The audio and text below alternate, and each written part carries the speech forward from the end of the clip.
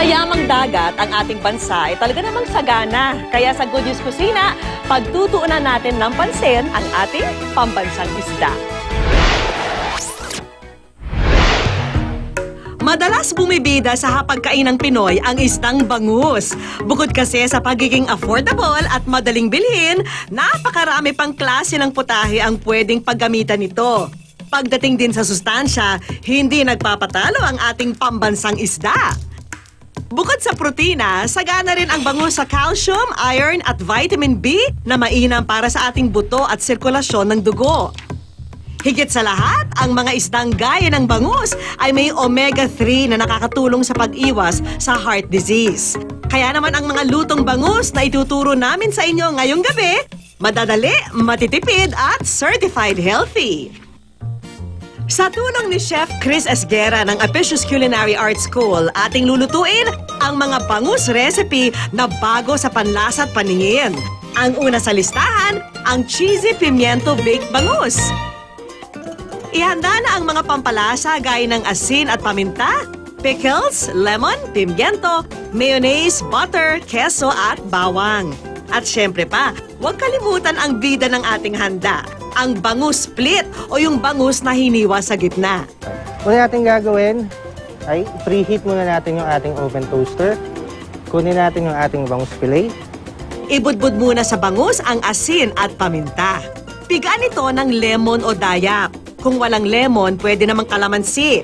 At pagkapahid ng mantikilya, itabi muna ang bangus para manuot sa laman nito ang mga lasa.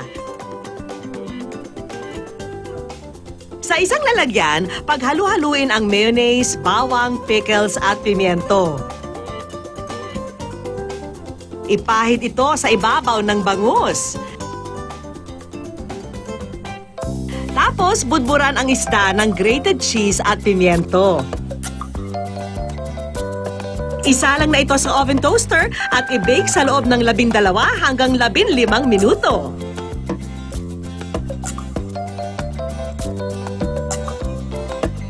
Luto na ang ating cheesy pimiento baked bangus. Pwede na itong pagsaluhan ng 2 tao sa halagang 70 piso lang.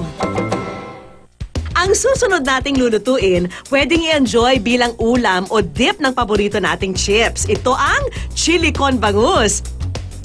Bukod sa bangus, kailangan natin ng bawang, sibuyas, luya, mais, diced tomatoes at kidney beans. Sasamahan din yan ng mga pampalasang cayenne pepper, cumin, asin, vegetable oil at lemon. Sa pinainit na mantika, igisa ang luya, bawang at sibuyas. Idagdag ang bangus at timplahan ito ng asin at paminta. Lagyan din ito ng cumin at cayenne pepper para sa kakaibang lasa. Haluin muna ito ng bahagya bago ilagay ang kidney beans, mais at diced tomatoes. Haluin at hayaang maluto sa loob ng 5 minuto. At para sa balanseng lasa, pigaan ito ng lemon o dayap. Luto na ang chili con bangus na pwedeng ihain kasama ang kanin o tortilla chips. Tiyak na sulit ang 70 piso para sa 10 miyembro ng pamilya o barkada. Kung sakaling maraming natira sa inulam na pritong bangus, don't worry! Sagot ni Chef Chris ang isang Japanese-inspired recipe. Presenting ang bangus maki!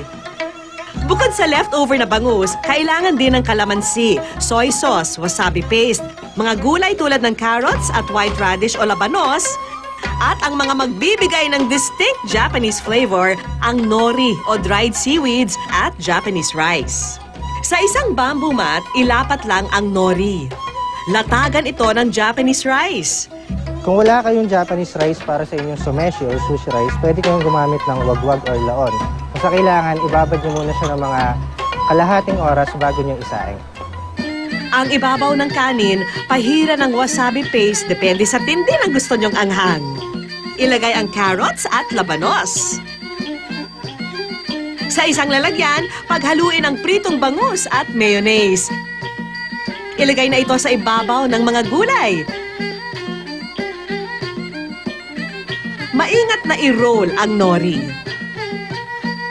Para raw mas madaling hiwain ang maki, basain muna ng tubig ang gagamiting kutsilyo. Saka ito hiwain into bite-sized pieces. Handa na ang ating bangus maki. Perfect daw itong isawsaw sa Japanese soy sauce na may kalamansi.